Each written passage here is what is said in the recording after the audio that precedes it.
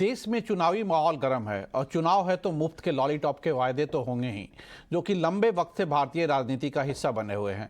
और ऐसा ही सालों पुराना एक जिन्न एक बार फिर चर्चा में है, जो कि पुरानी पेंशन व्यवस्था की बहाली की बात कर रहे हैं। नमस्कार, आपका स्वागत है स्पॉटलाइट में और मैं हूं आपके साथ राजेश सिंह। मुफ्त की रेवड़ियों का नशा सियासत दानों और देश की जनता पर कुछ इस कदर हावी है कि देश की कई राज्यों की हालत भारी कर्ज के चलते खस्ता हो चुकी है, लेकिन ये मर्ज है कि मिटता ही नहीं।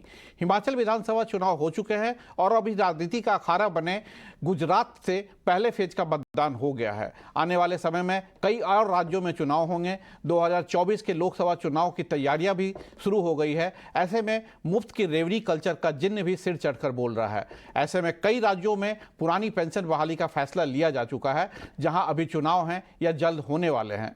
उन राज्यों में विपक्षी दलों के मैनिफेस्टो में भी ये वादा सबसे ऊपर है। लेकिन क्या ये एक सही फैसला है? ये सारे राज्य जो पुरानी पेंशन व्यवस्था को लागू करने का फैसला ले रहे हैं, वो भारी कर्ज तले दबे हुए हैं। अगर ऐसा होता है और पुरानी पेंशन व्यवस्था लागू होती है तो इनका कर्ज और बढ़ जाएगा। लेकिन सियासत का रोग ही कुछ ऐसा है, जानते सब हैं लेकिन मानता कोई नहीं है। आज इसी अहम मुद्दे पर चर्चा को आगे बढ़ाएंगे, लेकिन उससे पहले देखिए ये खास रिपोर्ट।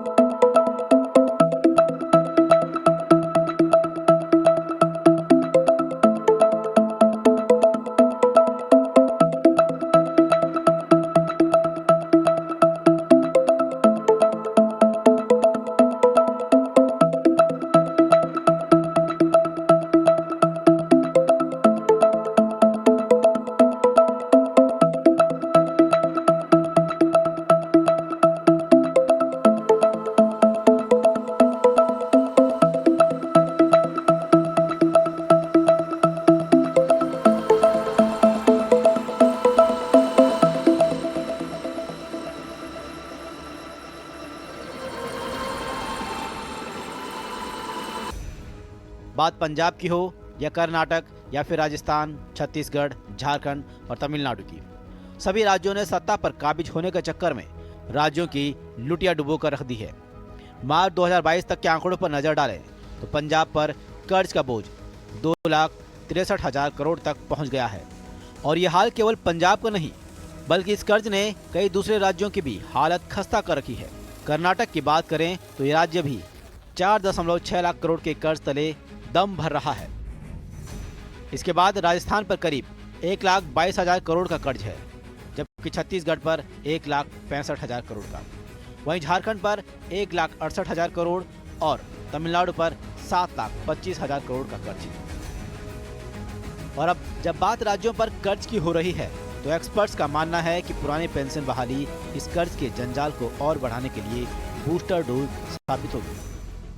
दरअसल कांग्रेस शासित राज्यों राजस्थान और छत्तीसगढ़ में पुरानी पेंशन स्कीम बहाल करने का फैसला पहले ही हो चुका है, जबकि कांग्रेस ने हिमाचल में भी वादा किया था कि सत्ता में आने पर वो योजना को बहाल करेगी। और अभी राजनीति का अखाड़ा बने गुजरात में भी कांग्रेस और आम आदमी पार्टी ने ओपीएस बहाल करने का वादा किया है। इससे पहले झारखंड में भी ओपीएस शुरू करने का फैसला लिया जा चुका है। साथ ही आपने पंजाब में पुरानी पेंशन स्कीम को बहाल करने को मंजूरी दे दी है। दरअसल पुरानी पेंशन योजना यानी ओपीएस को दिसंबर 2004 में तत्कालीन अटल बिहारी वाजपेयी सरकार ने खत्म कर दिया था, जिसके बाद राष्ट्रीय पेंशन योजना यानी कि एनपीएस लागू की गई, जो कि 1 जनवरी 2004 से प्रभावी है।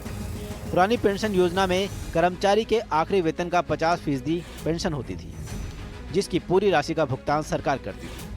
वहीं एनपीएस उन कर्मचारियों के लिए है जो 1 अप्रैल 2004 के बाद सरकारी नौकरी में शामिल हुए, जिसमें कर्मचारी अपने वेतन का 10% हिस्सा पेंशन के लिए योगदान करते हैं। इसके अलावा सरकारें इसमें 14% योगदान देती हैं। वहीं पेंशन का पूरा पैसा पेंशन रेगुलेटर पीएफआरडीए के पास जमा होता है, जो इसे निवेश करता है।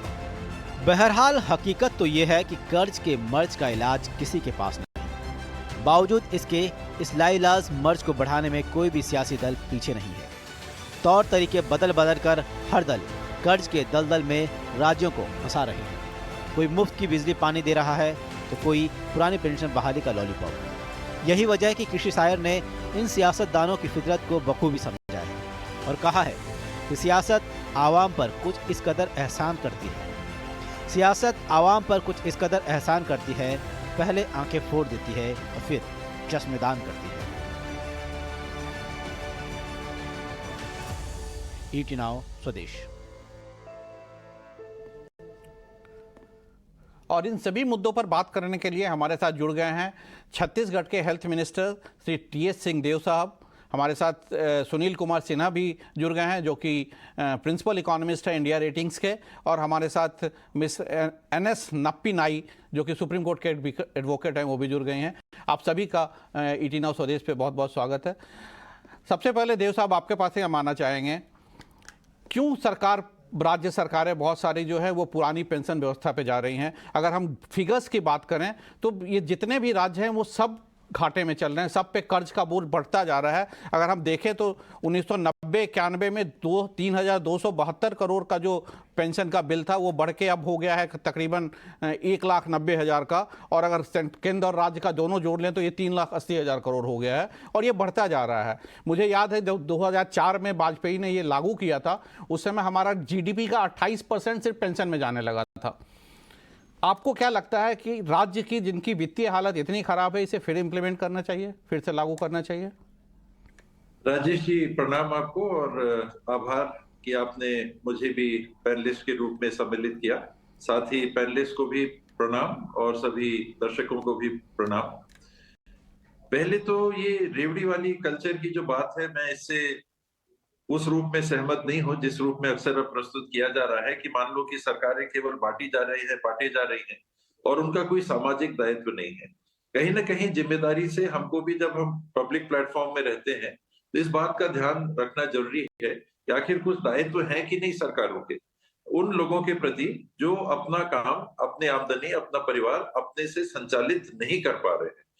दूसरी बात, जहां तक ओपीएस और एनपीएस का सवाल है, तो ये एनपीएस क्या है और ओपीएस क्या है, जैसा आपने ही अभी बताया कि आज के दिन अगर आप देखते हैं तो ये भी गलत तरीके से प्रस्तुत किया जा रहा है कि राज्यों के ऊपर आज भार आने वाला है और उनकी आर्थिक स्थिति जो पूर्व के लिए गए लोन और उसके अदायगी और उसकी ब्याज की अदायगी में बोझिल हो गए हैं, उनके लिए और दिक्कतें हो जाएंगी। ये जानकारी भी लेनी चाहिए कि क्या आज के दिन अगर हम ओपीएस में जाते हैं तो सीधे सीधे आज जो हमको एनपीएस के लिए पैसे जमा करने पड़ रहे हैं केंद्र सरकार की या केंद्रीय पेंशन एजेंसी के पास में, वो तो हमारे पैसे बचेंगे। पहले तो उस तरफ ध्यान हमको देना है और ये बात सार्वजनिक तौर पे आनी चाहिए कि जो मैं बोल रहा हूं सही है कि नहीं।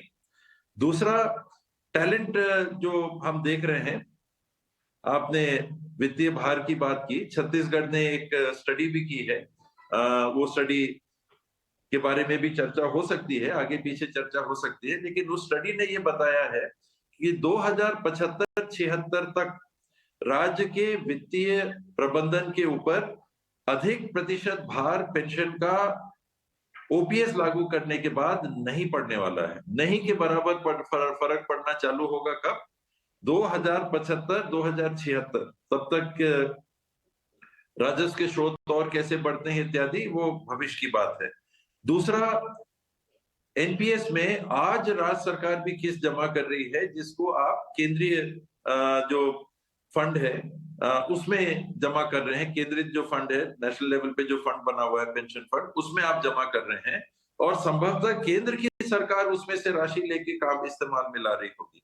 हम अगर ओपीएस में जाते हैं तो ओपीएस का हिस्सा जो हम जमा करेंगे, ओपीएस का हिस्सा जो हम अब केंद्रीय इकाई में हम जमा नहीं करेंगे, वो सीधे सीधे हमारे पास बचेगा।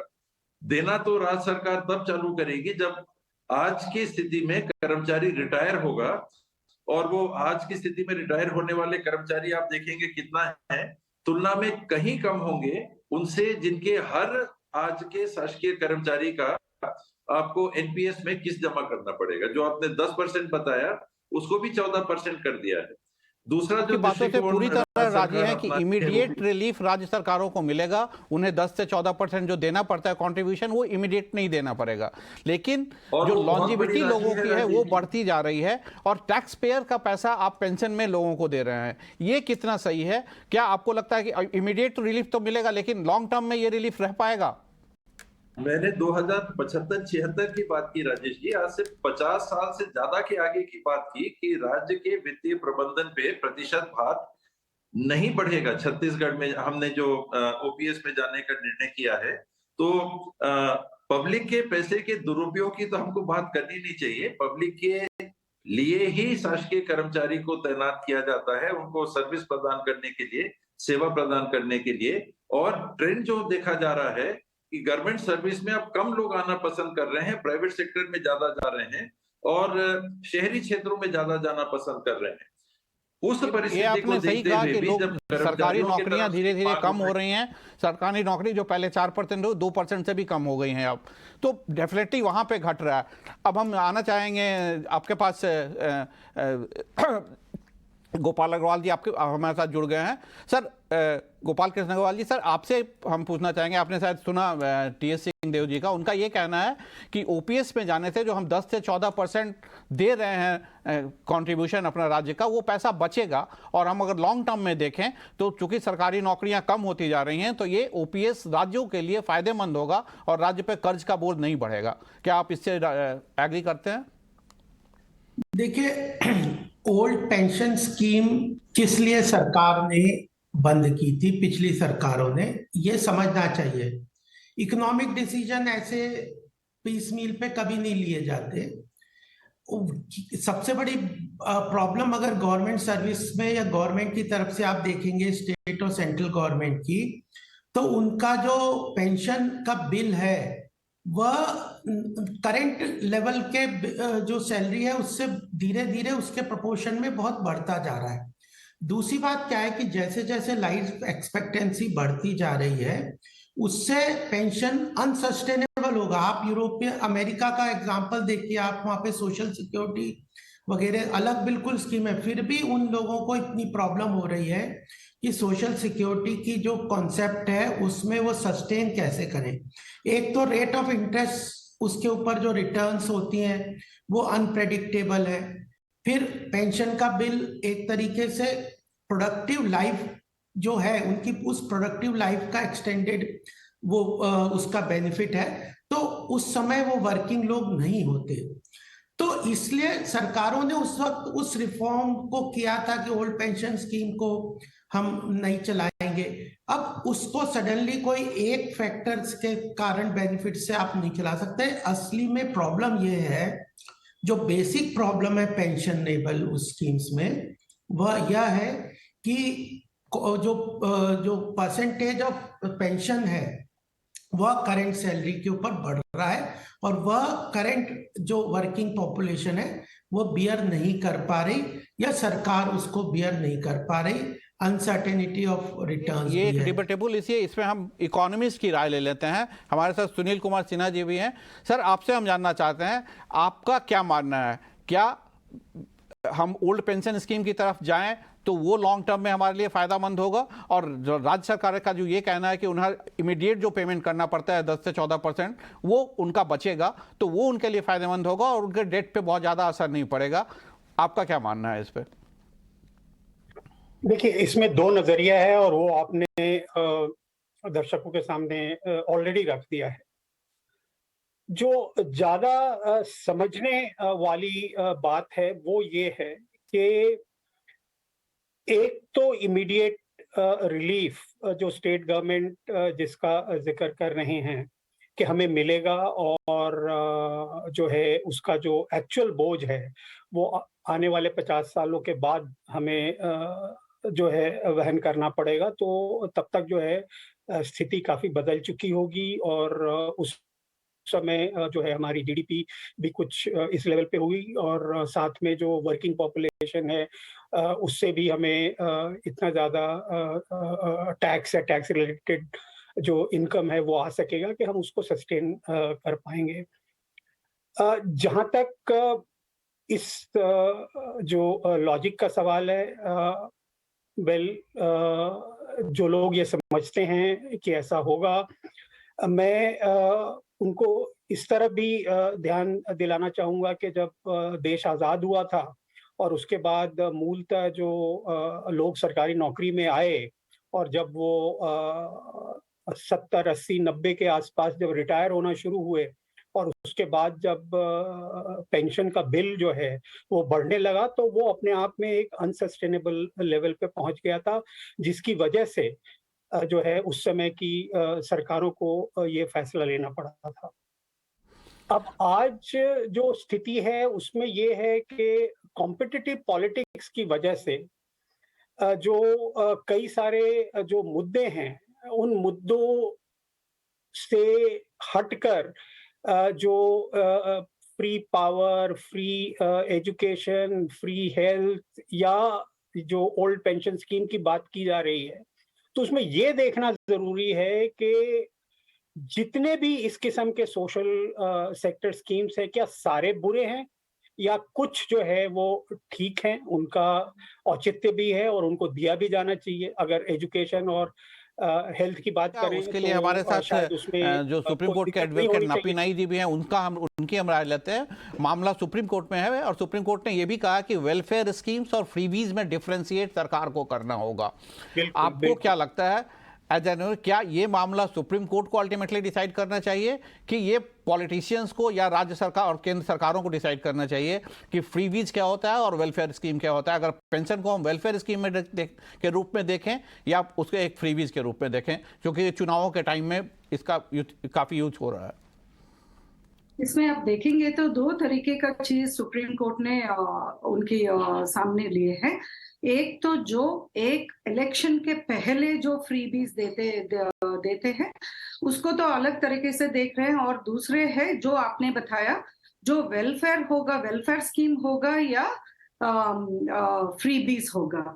ये मामले को सुधरने के लिए तो सुप्रीम कोर्ट ने एक तरीका निकाले थे, यही है कि अगस्त 2022 में उन्होंने ये बताया गया है कि ऑल पार्टी मीटिंग बुला के उनका सजेशन लेने के लिए, वो सजेशंस भी अभी सुप्रीम कोर्ट के पास आया है और उसके बाद सुप्रीम कोर्ट ने ऐसे सलाह दी है कि 3 जज बेंच की जरूरी है इसको डिसाइड करने के लिए। आप अभी आगे क्या होगा देखेंगे तो ये दो चीज सुप्रीम कोर्ट को डिसाइड करना पड़ेगा। आपने बहुत सही सवाल पूछे थे कि एक तो सुप्रीम कोर्ट ये चीज को डिसाइड करेंगे या पॉलिटिकल लेजिस्लेचर पे छोड़ना चाहिए। ये एक पहले इश्यू सुप्रीम कोर्ट ने भी लिए है कि इसको तो पहले मेंटेनेबिलिटी होते हैं हम, तो मेंटेनेबिलिटी की तरफ से पहले डिसाइड करना पड़ेगा कि सुप्रीम कोर्ट ऐसे पॉलिसी डिसीजंस में इंटरवीन कर सकते हैं कि नहीं। तो उसमें दोनों तरफ से हो सकते हैं, क्योंकि कानून में आप देखेंगे तो ब्रॉडली कानून यही बोलते हैं कि सुप्रीम कोर्ट को पॉलिसी डिसीजंस में इंटरवीन नहीं होना चाहिए, अलग अलग सेपरेशन ऑफ पावर्स का मेंटेन करना पड़ेगा। मगर बहुत सारे बार जब जरूरत पड़ी और जब कानून में एक वॉइड वैक्यूम है और जब कुछ गाइडलाइंस की जरूरत है, उसमें सुप्रीम कोर्ट ने पहले भी इंटरवीन कर चुके हैं। तो हम लोग तो ये रूल आउट नहीं कर सकते हैं कि सुप्रीम कोर्ट ने इंटरवीन नहीं करेंगे। दूसरी चीज ये है कि सुप्रीम कोर्ट तो अपने आप तो नहीं डिसाइड कर रहे हैं, ऑलरेडी उन्होंने सभी पार्टीज का सजेशंस तो लिए हैं, उसको तो कंसिडर करके ही एक डिसीजन में आएंगे करके ऑलरेडी एक ऑर्डर पास हुआ है, तो उसके हिसाब से ही चलेगी।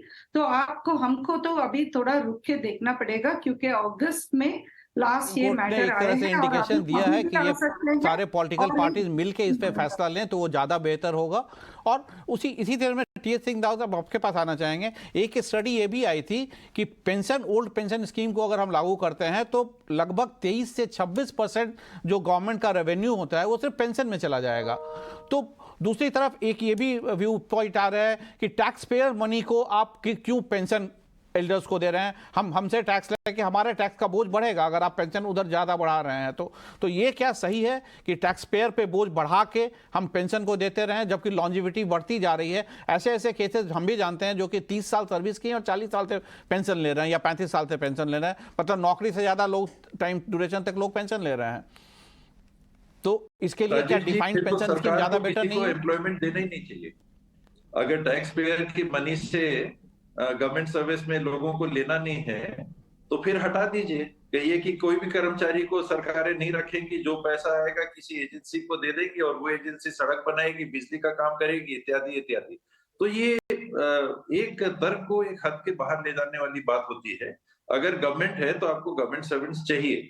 गवर्नमेंट सर्वेंट्स का वेतन क्या है उसको तो देखिए आप, compare to the private sector उनको वेतन क्या मिल रहा है, कंपैरेटिवली क्या मिल रहा है, और वो पब्लिक सर्विस में जुटे हुए हैं, उनके परिवार उनके ऊपर आश्रित रहते हैं और उनकी सेवा निवृत्ति हो गई, फिर हम उनको भूल जाना चाहेंगे क्या?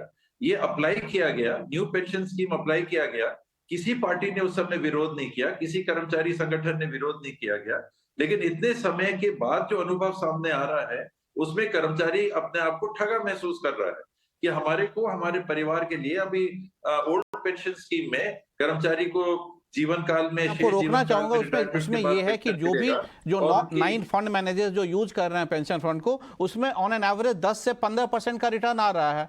दूसरी तरफ ओल्ड पेंशन स्कीम में ये भी प्रोविजन है कि अगर आकस्मिक में किसी को न्यू पेंशन स्कीम में किसी की डेथ होती है परिवार में या कुछ उस तरह की फैसिलिटीज होती है तो ओल्ड पेंशन स्कीम में जा सकते हैं।